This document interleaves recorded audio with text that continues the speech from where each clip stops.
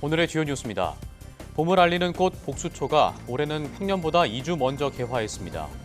이는 관측 이래 10번째 빠른 개화로 지난 1월 평균 기온이 평년보다 1.5도 높아 개화가 앞당겨진 것으로 분석됩니다. 트럼프 미국 대통령이 멕시코와 캐나다에 대한 25% 관세를 한 달간 유예하기로 하면서 관세를 압박 수단으로 쓰고 있습니다. 중국에 대한 10% 추가 관세는 예정대로 발효됐는데 중국 정부도 미국산 일부 수입품에 추가 관세를 부과하는 등 맞불 작전에 나섰습니다. 정부가 민간 자금 매칭 1조 원 규모의 과학기술 혁신 펀드를 조성해 핵심 전략기술 확보에 나섭니다.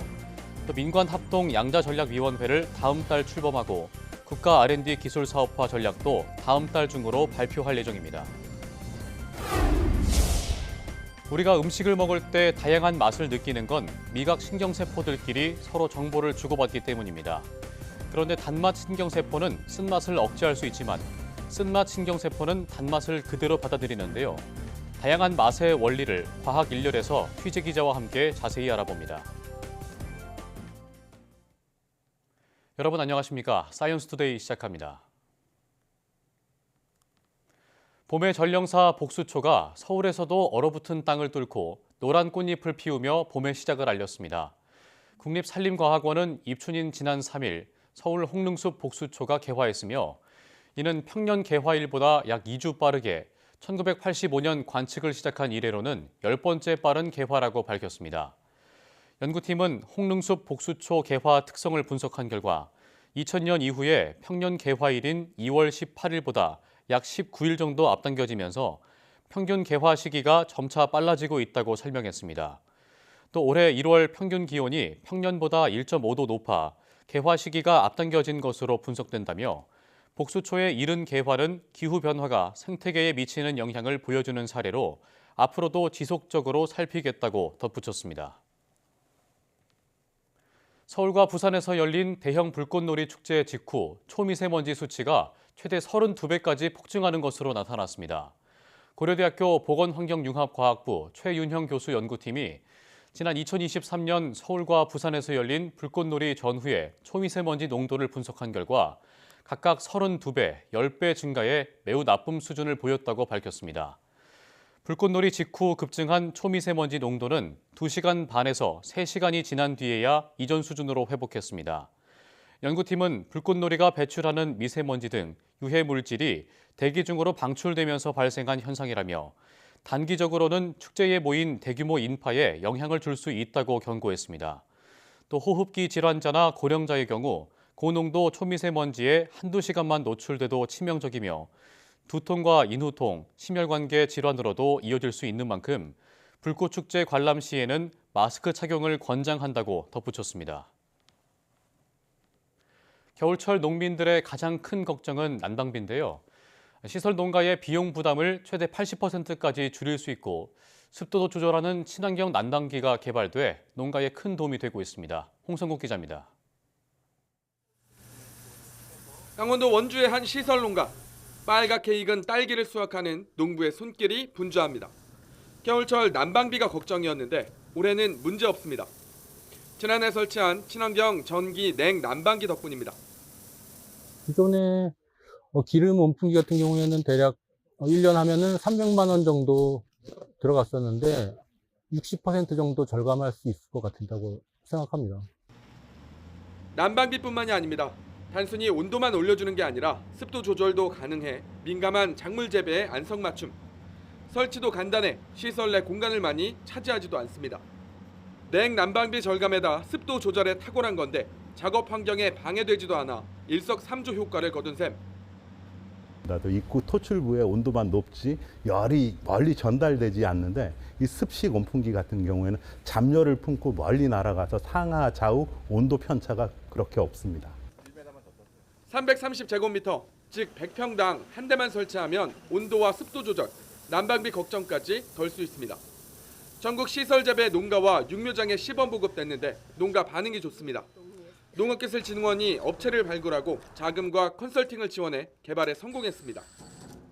이제 에너지 절감에 굉장히 효율적인 그런 기술을 개발하는 기업의 그 사업비를 지원함으로써 이런 농가들이 난방비 걱정 없이 겨울철 농사를 지을 수 있도록 지원할 계획입니다. 농업기술진흥원은 창의적인 아이디어를 가진 농산업체를 찾아 기술 개발을 위한 지원에 더 힘쓸 계획입니다. YTN 홍석입니다. 관세 부과 시행을 하루 앞두고 트럼프 미 대통령이 멕시코와 캐나다에 대한 25%의 관세를 한 달 동안 유예하기로 한 건 마약 차단과 국경 강화 약속 때문입니다. 관세를 무기로 상대를 압박해 미국 내 현안 해결에 먼저 나선 건데 무역 적자 해결을 위해 언제든 다시 관세 전쟁에 나설 수 있다는 분석이 나옵니다. 워싱턴 홍성희 특파원입니다. 트럼프 미 대통령은 멕시코가 펜타닐과 불법 이민자를 선제적으로 차단하겠다고 약속해 관세 유예 결정을 내렸다고 밝혔습니다. We have to stop fentanyl from coming in, whether I like somebody or not, and we have to stop the illegal aliens from coming in. I think we've lost 200,000 people on average a year for many years, much higher than the 100,000. Could be even closer to 300,000.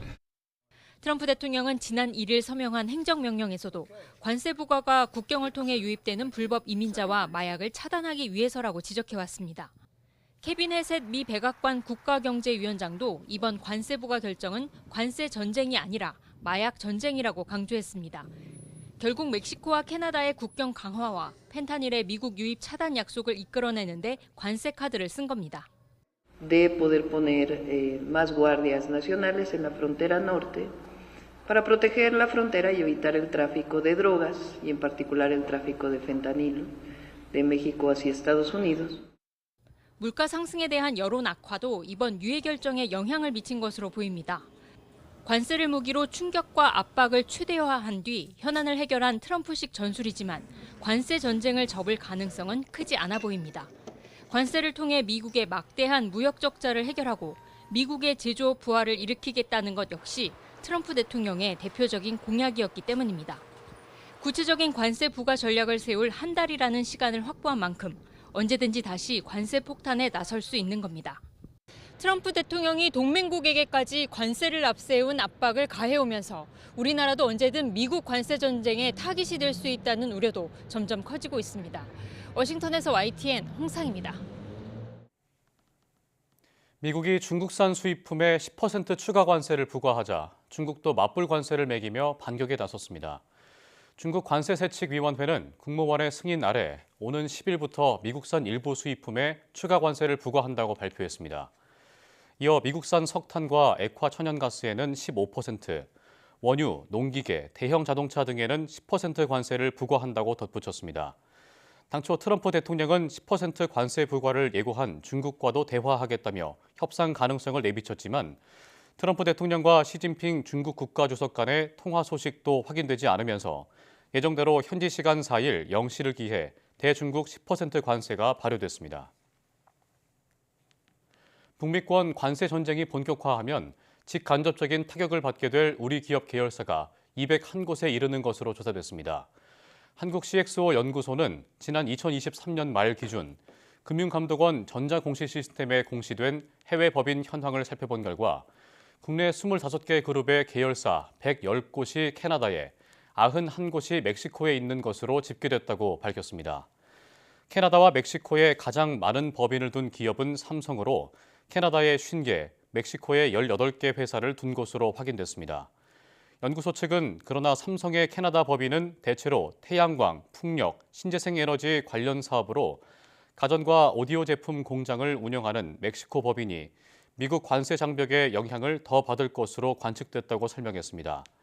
한국 CXO 연구소 오일선 소장은 관세 장벽이 높아졌다고 단기간에 미국으로 공장을 이전하는 건 쉽지 않기 때문에 기업들은 시장 다변화를 통해 관세 충격파를 줄여나갈 것으로 예상된다고 분석했습니다.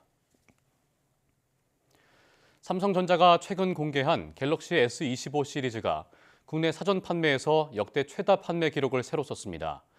삼성전자는 지난달 24일부터 지난 3일까지 진행한 갤럭시 S25 시리즈 국내 사전 판매에서 모두 130만 대가 팔렸다고 밝혔습니다.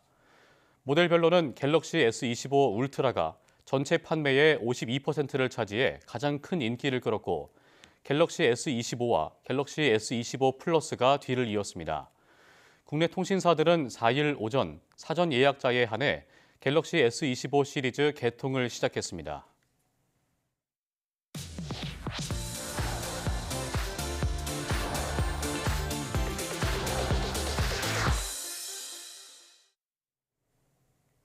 기자들의 취재 아이템을 좀 더 깊이 있게 들여다보는 과학 일렬 코너입니다.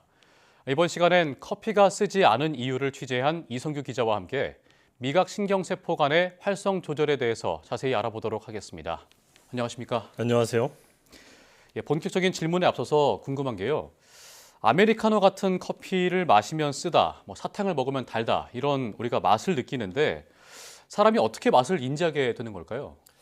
사람의 혀에는 이 미각신경세포들이 있잖아요. 예. 미각신경세포는 이 단맛을 느끼는 단맛 미각신경세포, 또 쓴맛을 느끼는 쓴맛 미각신경세포들로 구성이 되어 있죠. 그래서 우리가 음식을 먹으면 이 각각의 미각신경세포들이 여기에 반응을 하고 그 맛 정보가 신경망을 통해서 우리 뇌에 전달이 돼요. 그리고 또 미각신경세포들끼리도 서로 이렇게 정보를 주고받아요.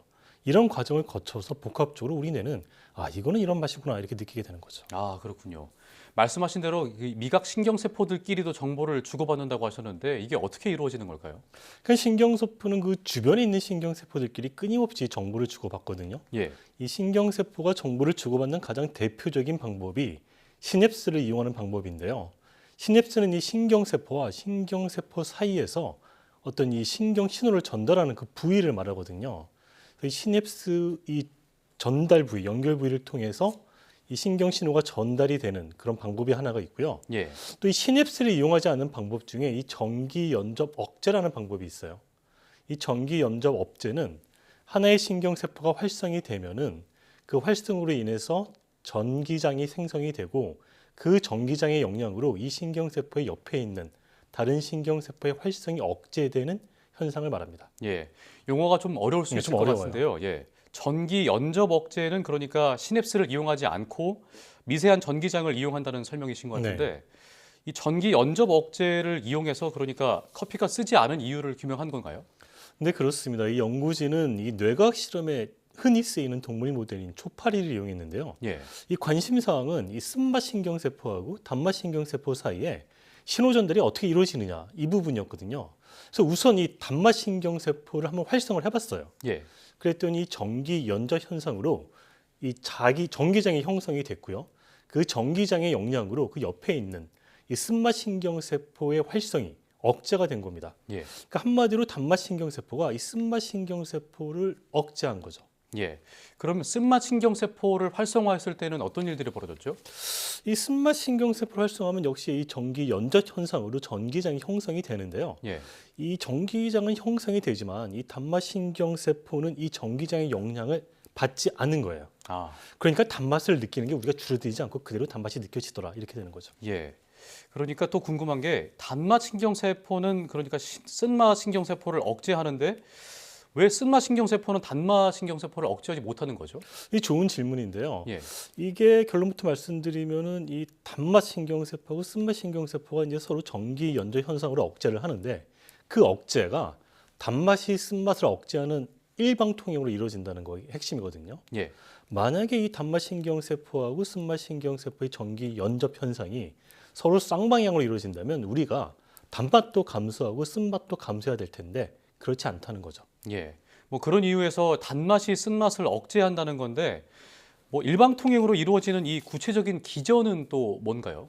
그게 이제 이번 연구의 어떤 핵심이라면 핵심일 수 있는데요. 예. 이 모든 신경세포에는 어떤 신호 전달을 위해서 어떤 통로인 채널이라는 게 있거든요. 예. 그러니까 단맛 신경세포의 경우에는 HCN이라는 채널이 있어요. 그러면 이게 이 HCN 채널이 쓴맛 세포가 보내는 억제 신호를 차단을 해요. 예. 그러니까 이 쓴맛 세포가 단맛 세포를 억제하고 싶어도 그 신호 자체가 차단이 되니까 억제가 될 수가 없는 거죠. 예. 뭐 그렇다면 쓴맛 신경세포에도 그런 역할을 하는 채널이 있는 거 아닌가요? 근데 이 흥미롭게도 이 쓴맛 신경세포에는 그런 역할을 하는 채널이 아예 없는 거예요. 아, 그러니까 이 단맛 신경세포가 전기 염좌 현상으로 억제 신호를 보내면 쓴맛 신경세포는 그런 채널이 없잖아요. 예. 그럼 그 신호를 그대로 받아들이는 거예요. 그러니까 억제가 되니까 결과적으로 줄어들 수밖에 없는 거죠. 그래서 이 단맛과 쓴맛의 이 비밀은 이 그 신경세포 간에 이런 채널이 있느냐 없느냐 이걸로 귀결이 되는 거죠. 예. 이런 원리로 다양한 어떤 맛의 비밀을 좀 설명할 수가 있는데요. 전문가 설명 들어보겠습니다. 실생활 중에 저희가 많이 볼 수가 있거든요. 그러니까 커피를 마실 때 뭐 설탕을 넣으면 뭐 쓴맛이 약해지는 것도 저희가 당연히 느끼고, 그다음에 주스 같은 경우에도 거기에 단맛이 있기 때문에 저희가 쉽게 마시는 것이지, 단맛이 없다고 하면 그 산도만 생각을 하면 너무 쉬워서 저희가 불쾌감이 높기 때문에 마실 수가 없습니다. 또 다른 예를 들자면 저희가 뭐 국이나 뭐 찌개 같은 거를 요리를 할 때 실수로 뭐 국간장이나 이런 짠맛을 너무 높게 이제 처리하게 됐을 때도 설탕을 살짝 넣어주면 짠맛이 약해지거든요. 네.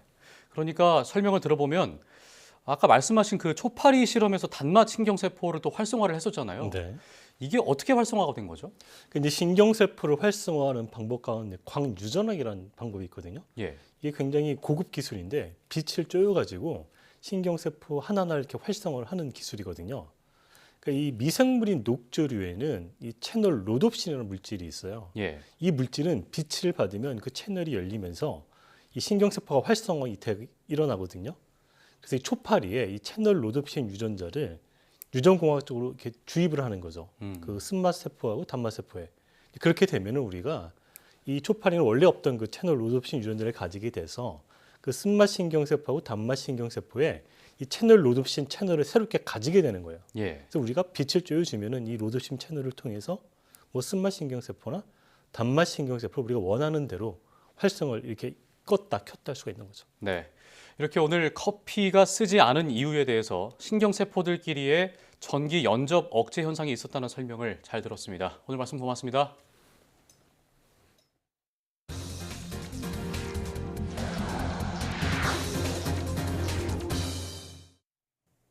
정부가 핵심 전략기술 지원을 강화하기 위해 1조 원 규모의 과학기술 혁신 펀드를 조성하고 다음 달에는 국가 R&D 기술 사업화 전략을 발표하기로 했습니다.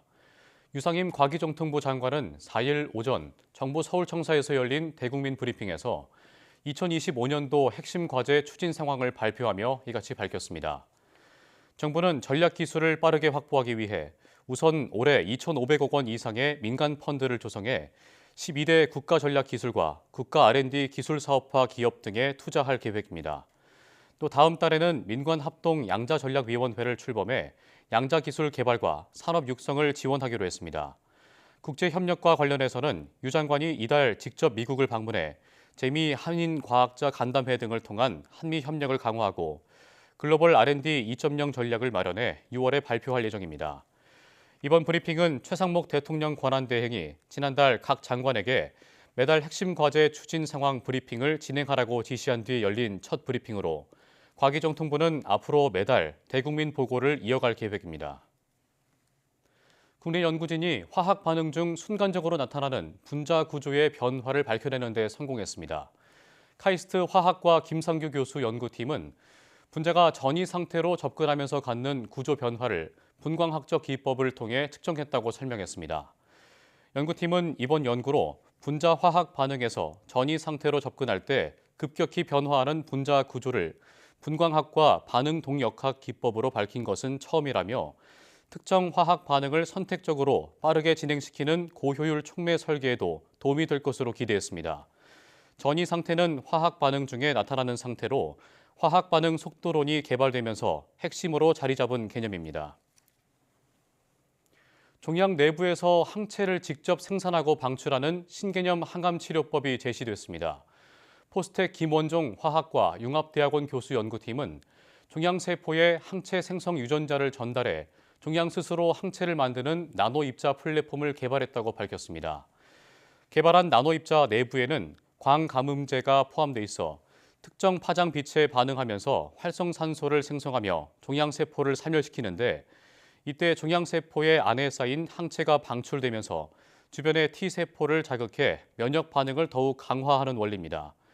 연구팀은 동물 실험을 통해 종양의 자체적인 항체 생산과 방출이 효과적으로 이루어짐에 따라 기존 외부 항체 주입 방식보다 훨씬 높은 항암 효과가 나타남을 확인했습니다. 내수 부진의 골이 깊어지면서 소매 판매가 카드 대란 사태 이후 21년 만에 가장 큰 폭으로 줄었습니다. 지난해 승용차와 음식료품, 의복 등의 판매는 모두 감소했습니다. 보도에 오인석 기자입니다. 12.3 비상계엄과 연말에 발생한 제주항공 참사 등의 영향으로 내수 부진은 지난해 12월에도 이어졌습니다. 12월 소매 판매는 0.6% 줄며 넉 달 연속 위축됐습니다. 지난해 연간 소매 판매는 1년 전보다 2.2% 줄었습니다. 승용차와 음식료품, 의복 등 판매가 모두 뒷걸음질했는데 신용카드 대란 사태가 있던 2003년 이후 최대폭 감소입니다.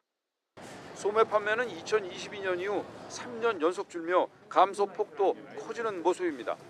1995년 관련 통계 작성 이후 최장 감소입니다.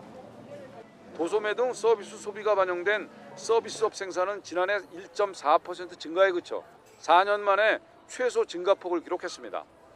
비상계엄 등의 여파로 12월 숙박 음식점과 예술 스포츠 여가, 부동산 등이 줄줄이 하락했습니다. 사회적 불안으로 연말연시 음식점 예약 취소가 잇따르고 외국인 관광객 수요도 줄며 숙박업체도 타격을 입은 것으로 보입니다. 소매 판매 부분은 1년 내내 계속 좋지 않고 지금 3년 연속으로 모습이 좋지 않은 모습을 보여주고 있기 때문에 지출 부분에서는 좀 혼조세가 있다. 그렇게 설명드릴 수 있겠습니다. 건설 실적을 의미하는 건설 기성은 1년 전보다 4.9%나 감소해 2021년 이후 최대폭으로 줄었습니다. 12월 1.3% 늘었지만 분기별로는 2분기 이후 3분기 연속으로 감소했습니다. 소매 판매와 건설 등 내수 부진은 뚜렷했지만 지난해 산업 생산은 증가폭이 커지며 호조세를 보였습니다. 반도체 수출 회복 등의 영향으로 산업 생산은 1년 전보다 1.7% 증가했습니다. 설비 투자는 반도체 제조용 기계와 운송 장비 투자 등이 늘며 전년 대비 4.1% 증가했습니다. 정부는 18조 원 규모의 경기 보강 패키지와 재정 신속 집행 등으로 내수 회복에 총력을 기울이겠다고 밝혔습니다. YTN 오인성입니다. 전 세계 최고 수준인 우리나라 노인 빈곤율이 최근 2년간 더 악화한 거로 나타났습니다. 전문가들은 노인 빈곤을 해소하기 위해 기초연금 같은 복지제도가 꼭 필요한 곳에 더 두텁게 지원돼야 한다고 입을 모으고 있습니다. 이무석 기자입니다. 조금씩이나마 개선되던 국내 노인 빈곤 상황이 최근 뒷걸음질 친 거로 나타났습니다. 소비나 저축을 할 수 있는 돈인 처분 가능 소득을 기준으로 우리 노인 빈곤율은 2016년부터 계속 하락해 21년 37.6%까지 떨어졌습니다. 하지만 이듬해인 2022년부터 다시 반등하더니 23년엔 38.2%로 올랐습니다. 남성 노인 빈곤율이 31.8%, 여성 43.2%로 여성 쪽 형편이 훨씬 좋지 않았습니다. 우리나라 전체 인구 빈곤율인 14.9%와 비교해보면 노인 빈곤율이 2.5배 더 높습니다. 경제협력개발기구 다른 회원국과 따져보면 심각한 상황은 더 도드라집니다. 통계 대상 38개 나라 가운데 노인 빈곤율이 가장 높았을 뿐 아니라 가장 낮은 아이슬란드의 13배, 가까운 일본의 2배였습니다. 전문가들은 노인 빈곤율 개선을 위해 기초연금 같은 정부 지원을 취약계층에 선별적으로 더 두텁게 할 필요가 있다고 입을 모았습니다. 기초연금 급여를 높이려면은 70% 전 노인을 높이는 것보다는 좀 더 정말 빈곤한, 근데 하위 30, 40% 그런 분들한테 집중해서 특히 한국개발연구원은 한정된 기초연금 자원을 취약계층에 집중하기 위해 부동산 등 자산이 많은 고령층은 소득이 낮아도 지원을 축소하는 정책 방향을 제시했습니다. YTN 이문석입니다.